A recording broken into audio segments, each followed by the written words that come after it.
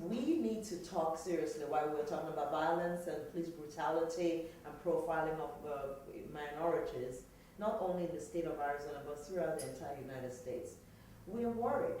I'm worried about reprisals. I have 2 sons, and any day they leave this house to go to work or go to school, I'm worried about whether the fact that one black man shot 5 cops in Dallas, Texas, and not the fact that 2 cops shot 2 different black men on 2 different occasions, and all over the United States, Freddie Gray and Michael Brown and so many other cases.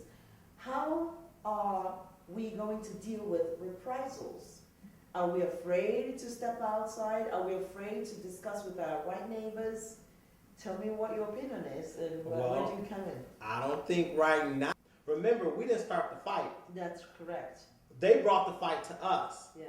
And so, though I'm saying that I don't like when I hear of these cops over here, they probably were really good people. Mm-hmm. But what it is it's the message that the person that shot him was sending.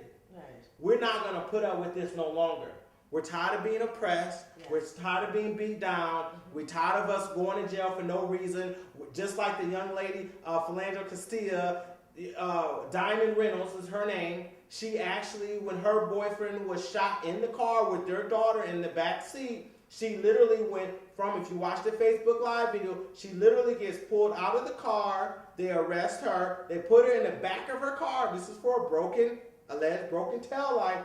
And she did not get out of jail until 3 o'clock in the morning, and she had a little baby in the car who just seen her father get shot and killed right before her, shot 4 times. That is horrific. That is just not cool. And he died right on Facebook. Oh. And so people should be, and then the shootout in Dallas, you watch that on Facebook. The people getting shot and killed, you watch that right on Facebook. I was watching that. Is America just trying to entertain the whole world with They are. It's propaganda. Horrors? What is this country turning to? The man said it doesn't look like a civilized country anymore. Look at the man that was shooting the police officers though. Did he really look like a street thug? He looked like he was like militant. Person. He looked like he was in the military because he was like doing some professional sniping. I mean, they couldn't even find him. I mean, you have to really look at like who was that guy that actually shot those police officers? Was he someone that the elite hired? Because there is hired propaganda. Right. To have people. No, because they want to make it even. It's even now. See, we took 2 of your people. Now we let you take 5 of our people and stuff like that. But they knew if they killed cops, now the cops is being overshadowed. Mm-hmm. But at the end of the day, Philando Castile better get that money from that city. And also the other gentleman, Alton Sterling. He better get his money, because what's going to happen, they got an economic boycott going on in Baton Rouge, Louisiana right now. And their economic boycott is working very, very well. But the only thing the problem is in Baton Rouge, Louisiana, what they don't realize is the fact that they can't boycott the superstores, because there's not one black-owned supermarket in Louisiana. Come on, people, we are impressing ourselves. Yes. You mean to tell me we don't have not one grocery store in Baton Rouge, Louisiana that these people could go shop at to help encourage the boycott? Absolutely not. The 1% is still getting paid. Let me tell you, they thought about everything. They go into our community, they set up stores, they deny you permits. I know this because as a person who's an accountant, who's opened up business, opened up office, I've been denied permits when my counterparts went down there and got it all taken care of.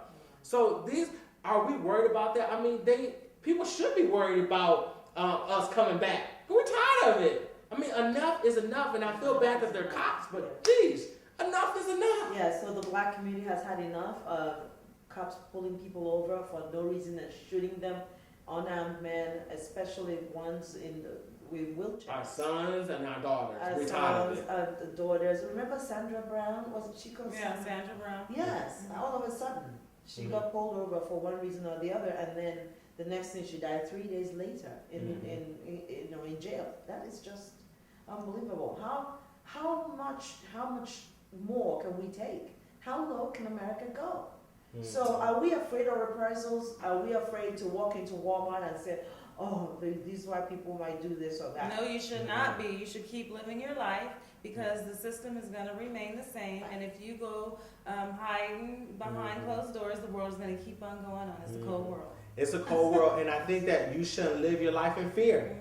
A lot of people are living their life in fear. Don't live your life in fear, because fear is the false evidence appearing real. Yes, I have nothing to fear but Exactly. fear itself. I have nothing to worry about, because when I'm a good person, Yes, if I'm a good person that I am, Yes. I know that if I die, I'm going to heaven.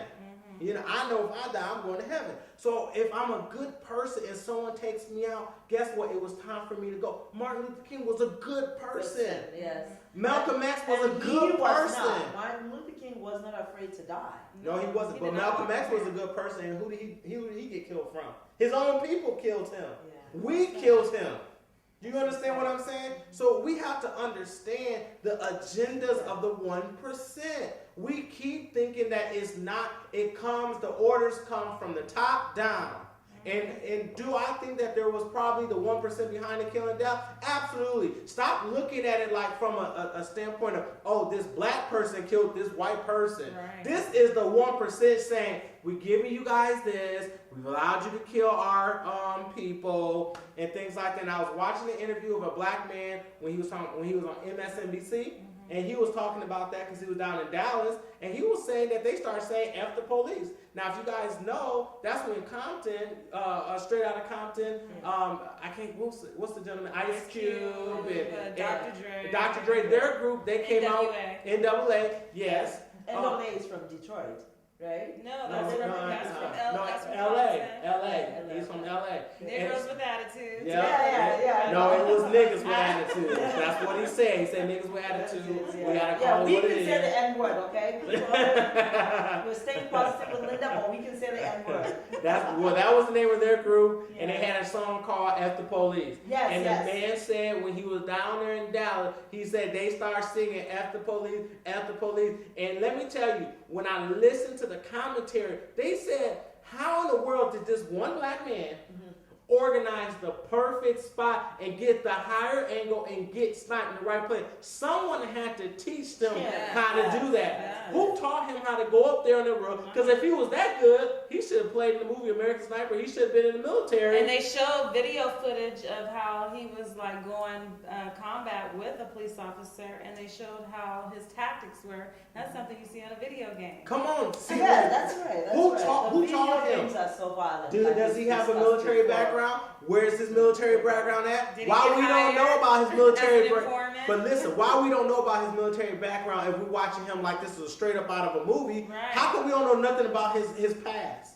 Right. Listen, you guys, we already know about Philando Castile past. We know about Elton Sterling's Yes, past. that's We know right. about all the negative stuff, but we don't And know then they anything about bombed this it- one black Then they man. sent a robot bomb to kill him. To kill him. So then now there's no evidence. There's no one to speak. See what I'm saying? On his, And you see how tactfully, you see how they did that? very Now you're not gonna know anything about very his past. organized. Come on now, ain't no one black. I And there's love y'all nobody black that's people, but there ain't no stepping one black man setting himself up to do something incredible. No. How did he get access to that whole huge building? Right. Come on, y'all, we gotta You think. gotta think. This is the setup. And was it It more than smelled one like shooter something. on top of that? On top of that, and let me So- tell you, The Mainstream. bottom line is this: peace, zero conflict, love, togetherness. Nelson Mandela was in prison for 27 years. When he came out, first thing he did, he shook hands with de Klerk and the rest of the white people that had oppressed him and that had put him in prison. He shook hands with them and he took photographs. So let's live his legacy. That will help us a lot. And let's live the legacy of Martin Luther King. He preached his dreams. He preached people getting together and being one. Not this tension here and there, not this conflict here and there. Can I get a conclusion from Yes, you? vengeance is of the Lord. And so, yes, as you speak, let's be peaceful, love, but in reality, that is not what is going to happen. But we do need to. We need to head towards that peaceful angle Mhm. to start with. Mhm. And we need to foster friendships with our white neighbors.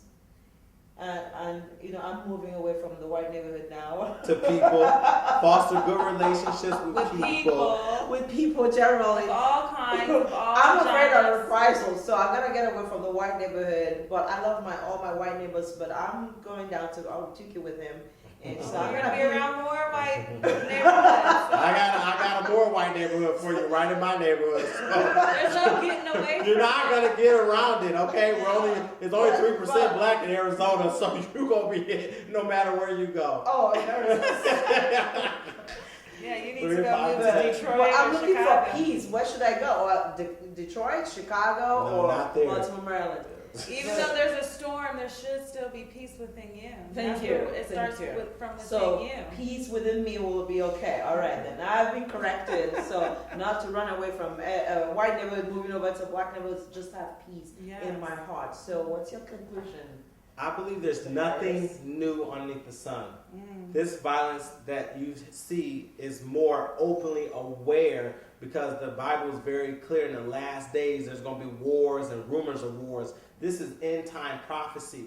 That's why I'm not alarmed that these type of things are happening because the Bible have always told us in the last days people are going to be lover of themselves than more of God. So these are just the fruits of what people are lover of themselves. It's not about white, it's not about black, but it is about people who do bad things to people. And I will say this, if anyone knows who I am, if they're listening and they know who I am, I do represent peace. I do love, but I do want people to understand who people are. If they show you who they are, believe them. And you don't have to take time to figure it out because there are good people. I'm not trying to preach a doctrine of the blacks against the white, but I am trying to teach you that this is what we see. We have to speak about what we see, create a healthy dialogue, and now how do we move on? Because I still love my clients. I have a multicultural friends.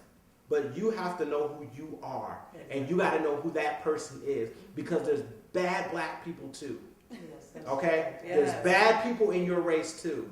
So just look, if you're going to look for peace, find it in yourself and know the people around you. The birds of the feather flock together. Learn the people around you, and you'll come to one solidarity. I guarantee you that. And this sums it up nicely that in this particular case and this segment, we have arrived at peace is the final solution on this edition of Stay Positive with Lynda.